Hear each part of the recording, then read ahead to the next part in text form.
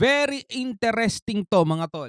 Dahil ang James Webb Telescope mga tol ay nakatagpo ng ebidensya ng alien life sa ibang planeta mga tol. Ito'y isang ebidensya na nagsasabing posibleng may buhay, no, sa ibang planeta. Ano ba yung mga ebidensyang 'yan ng life? For example mga tol, sa isang lugar.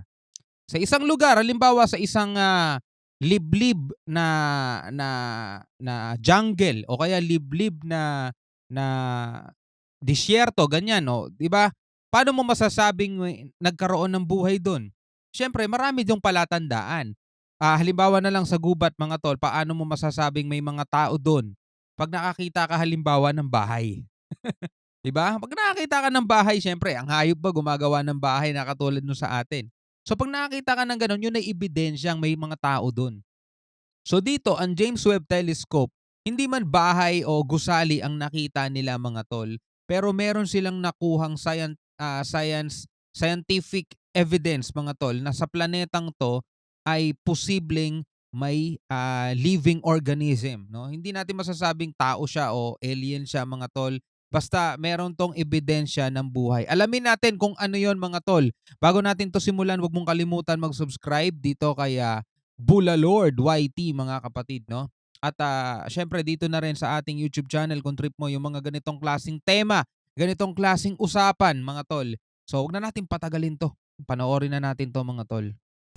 Imagine mo to, sa isang lugar sa kalawakan, sa isang planeta na malayong malayo. Baka may nilalang na nagpapatuloy sa kanilang pang-araw-araw na buhay. Ang cool, di ba? Not Pero hindi lang necessarily patungkol sa kung gaano ito not necessarily tao, okay? Kasi may mga instance na hindi sila tao mga tol. May mga ibig sabihin na hindi hindi porket nakakita tayo ng buhay do'n, eh, katulad na ng mismong tao. Kasi meron tayong mga pangangailangan katulad na lamang halimbawa ng oxygen o nung tinatawag na nasa Goldilocks zone kasi tayo, eh. Meron tayong mga pangangailangan para mabuhay na hindi naman kailangan ng ibang organism para mabuhay mga tol, 'di ba? So, hindi necessary katulad nating tao ang mga nabubuhay do'n sa planetang 'yon, okey? Tuloy natin. cool. Ang pagtuklas ng buhay na lampas sa Earth ay maaaring sagutin ng mga pangunahing tanong tungkol sa ating existence at lugar sa universe. Sa mga nakaraang taon, maraming usap-usapan sa scientific community ang tungkol dito. Optimistic sila na baka makakita tayo ng mga senyales ng buhay sa isang malayong mundo within our lifetime. At hulaan mo kung ano, nakita nga sila ng mga hints ito sa isang planeta sa labas ng ating solar system. Pero bago tayo masyadong ma-excite, tandaan natin na ito'y mga hints lamang. Malayo pa tayo sa pagkumpirma ng kahit ano, pero it's a start.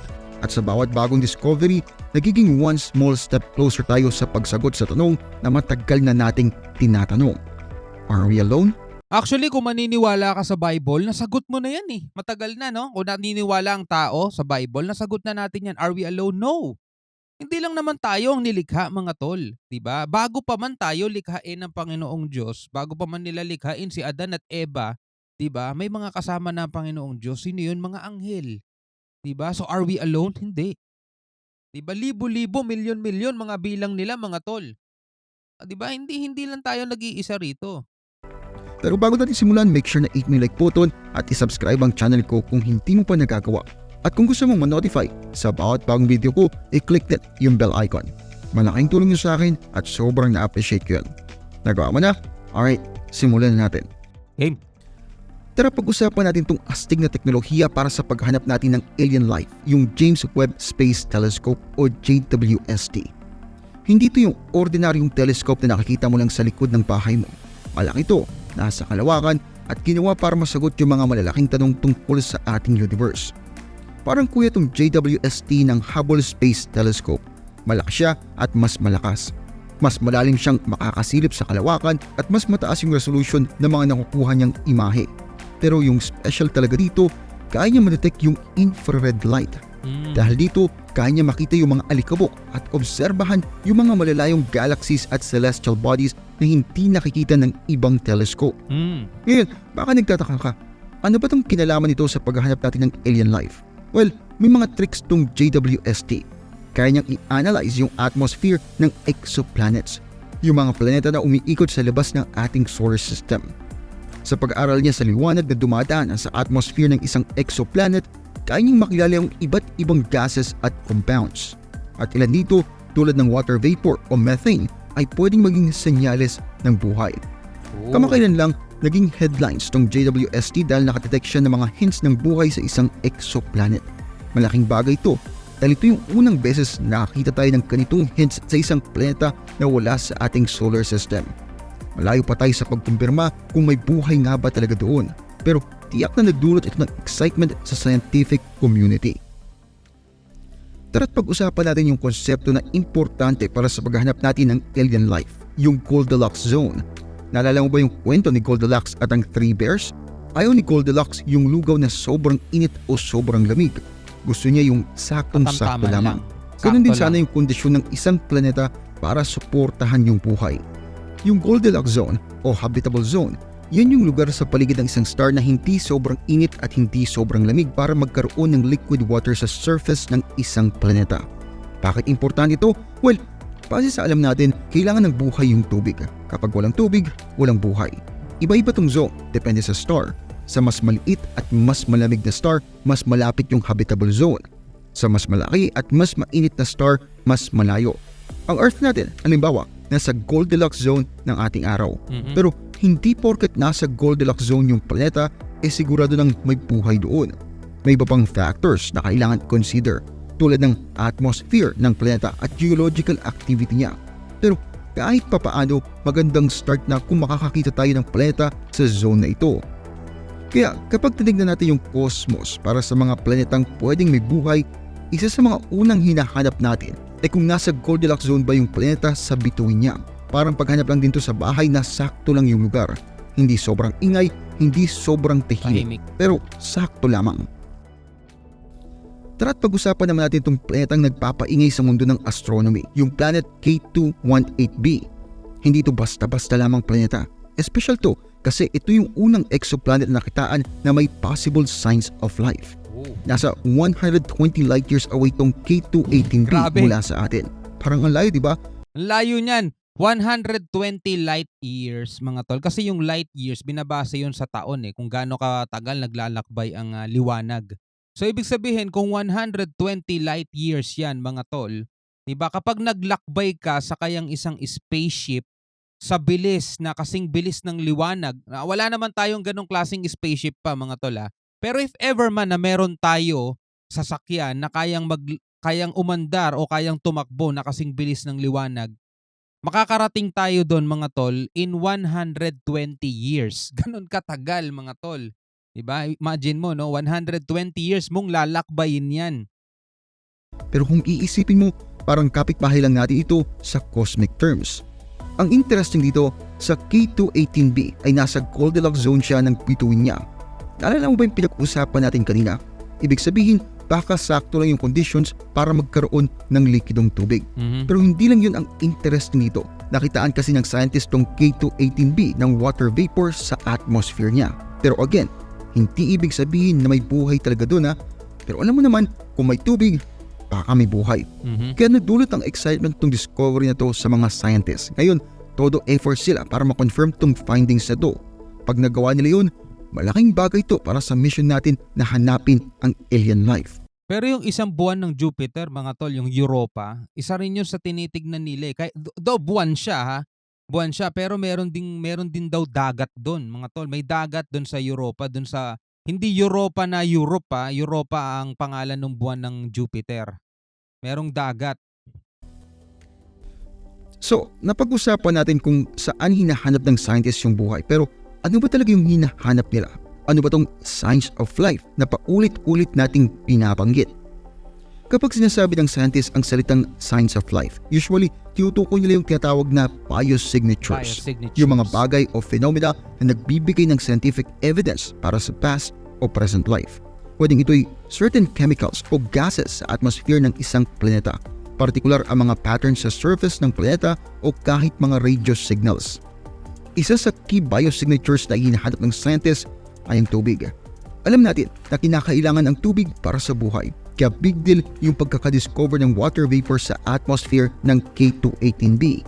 Eto nga lang yung isa ring facts mga kapatid, yung nakikita na yang, JWST o James Webb Telescope, Space Telescope na mga information about doon sa planet na yun since siya ay 120 light years mga tol, is 120 light years past na rin siya, 120 years past na rin siya. Ibig sabihin kung naka-detect siya ng isang usok, yung usok na yon mga tol ay for the past 120 years nang nakalipas kasi ganun katagal lalakbayin ng liwanag bago siya masagap o bago siya makita nung James Webb Telescope. Kung nalalaman niyo na yung pag-aaral na ganyan, halimbawa, isang liwanag ng bituin na ang layo niya is 120 light years. Yung liwanag ng bituin na nakikita natin is yung liwanag niya nung 120 years ago pa. 'Di ba? Bago natin nakita. Gano'n katagal 'yon. O para mas madaling intindihin, yung liwanag ng araw na nakikita natin ngayon is 8 minutes past na. Ibig sabihin 8 minutes na ang lumipas bago natin nakita yung liwanag na 'yon. Ewan ko kung nage-gets niyo 'yon mga tol, lalo pa kaya kung 120 light years pa, 'di ba? So lahat ng information na nakikita ng, James Webb Telescope na 'yon do'n sa 120 light years na 'yon is 120 years na rin ang nakalipas nung nilabas niya yung information na 'yon. Pero hindi lang tubig yung hinahanap ng scientists. Nagbabantay din sila para sa ilang gas na pwedeng magpahiwatig ng biological activity. Halimbawa na lamang, ang oxygen sa atmosphere ng isang planeta ay pwedeng senyales ng mga organismo na nagpo-photosynthesize. Ang methane naman ay pwedeng magpahiwatig ng presensya ng ilang uri ng bakterya. Mahalagang tandaan na hindi porket may biosignatures ay may buhay na agad. Pwedeng may non-biological process na nagpo-produce ng mga gas na ito. Kaya kailangan tignan ng mga eksperto ang mas malaking larawan at isaalang-alang ang lahat ng posibleng paliwanag. Ang paghahanap sa alien life ay hindi lang tungkol sa paghahanap ng little green men sa ibang planeta. Ito ay isang komplikadong proseso na nangangailangan ng masusing obserbasyon, analysis at maraming pasensya.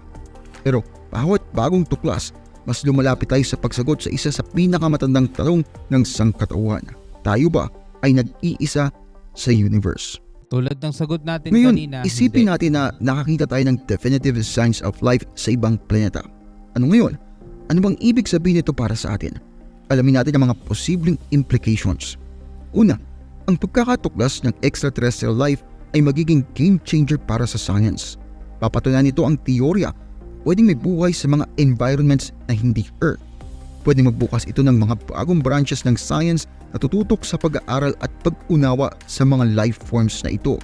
Pangalawa, malalim ang magiging epekto nito sa philosophical at existential aspects. Ang ideya na hindi tayo nag-iisa sa universe ay pwedeng magbago kung paano natin tinitignan ang ating sarili at ang ating lugar sa cosmos. Pwedeng magdulot ito ng pagbabago sa ating paniniwala at values at baka nga magbigay pa ito ng common purpose sa sangkatauhan. Pangatlo, pwedeng ito magkaroon ng practical implications. Kung mas advanced ang mga alien life forms kaysa sa atin, baka may mga bagay tayong matutunan mula sa kanila. Baka may technology sila o solution sa problemang hindi pa natin naiisip. Sa kabilang banda, kung sila'y less advanced, baka maramdaman natin ang responsibilidad na protektahan at pangalagaan ang kanilang mga ecosystems. Panghuli, Baka mas advanced pa tayo sa kanila, no? pwede rin ito magdulot ng mga bagong batas at regulasyon. Kailangan natin malaman kung paano makikipag-ugnayan sa mga life forms na ito at sa kanilang habitats sa ethical at respectful way. Pwede ito magdulot ng mga bagong international treaties at space laws. Siyempre, lahat ng ito ay mga haka-haka lamang. Tama. Ang actual implications ay depende sa maraming factors tulad ng type of life na matatagpuan natin at kung paano natin ito matutuklasan. Pero isang bagay ang sigurado, ang pagkakatuklas ng alien life ay isa sa pinakamahalagang pangyayari sa kasaysayan ng tao. Mula sa malakas na James Webb Telescope, Ang ano kasi itong mga scientists kasi to cease to believe sila mga tol. Hangga't walang scientific evidence, hindi nila yan pinapaniwalaan mga tol. Pero maraming mga scientists mga tol ang naniniwala na rin sa divine being o ang lumikha sa ating lahat mga tol. Pero todo pa rin sila sa hanap na baka nga naman yung divine being na yun o yung Panginoong Diyos natin, meron pang ibang mundong nilikha maliban sa Earth na nilagyan niya rin ng buhay, na nilagyan niya rin ng ibang mga nilalang doon na baka may sarili silang Messiah, may sarili silang Bible. Alam mo yun?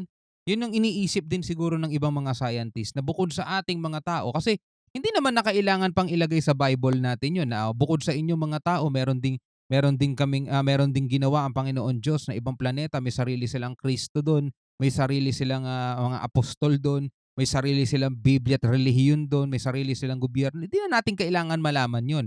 At dahil nga hindi natin kailangan malaman, ang tanong, malalaman pa ba natin yun?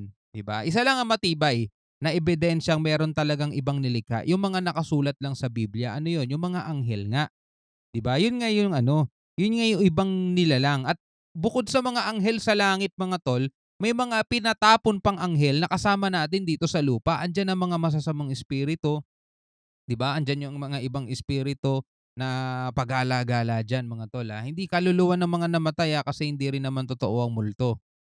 hanggang sa intriguing concept ng Goldilocks Zone mula sa promising signs sa planetang K218b hanggang sa metikulosong paghahanap para sa biosignatures.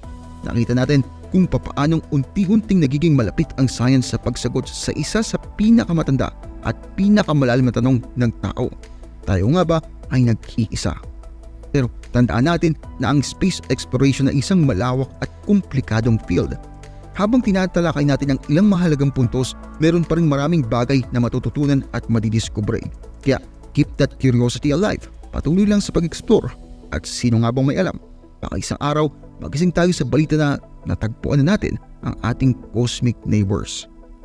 Kung At dahil kulang pa nga tayo no sa bagay at alam mo yun, teknolohiya mga tol. Posible kasing ma-discover natin na may ganong kalayong lugar. 120, may mas malayo pa diyan, may mga 400 light years, 1 billion light years. Napakalaki ng universe mga tol. Pag may mga natuklasan tayo diyan, ibig sabihin 100 billion years na ang nakalipas nang makita natin sila. So posibleng hindi na sila nag-e-exist. Dumating na yung katapusan nila, di ba? Posible ganun yun mga tol. For example na lang mga tol sa pagkakataong 'to kung meron mang alien life na naka-telescope at tinitignan ng ating planeta, yung nakikita nila hindi live. Ang nakikita nila is 100 for example, ang layo nila sa atin is 100 years. For example, 100 years ang layo nila sa atin mga tol. 'Pag sinilip nila tayo sa telescope nila, ang nakikita nila sa atin is hindi yung kasalukuyan. Kasi yung kasalukuyan natin makikita pa nila yon after 100 years pa. Kasi gano'n katagal ang lalakbayin ng image natin bago makarating sa kanila. Nage-gets niyo 'yun? Yung image natin na tinignan nila sa telescope bago nila makita yung kasalukuyan natin ngayon, makikita pa nila yon after 100 years pa. So yung nakikita nila on the spot is yung nangyayari dito sa mundo natin 100 years ago. Kasi yun pa lang ang nakakarating sa kanilang liwanag. Kaya nga light years, 'di ba? So, gano'n gano'n kahirap mga tol ang, ang ano natin dito sa space. Kaya mangha-mangha yung mga scientist natin kapag nakakakita talaga sila ng mga evidence of life, 'no? Anyway, kung ikaw ay isang tao, ano masasabi mo dito sa video na napanood natin? Comment ka na lang sa ibaba. Hanggang sa muli, ako nga pala si Shobal D. Peace out.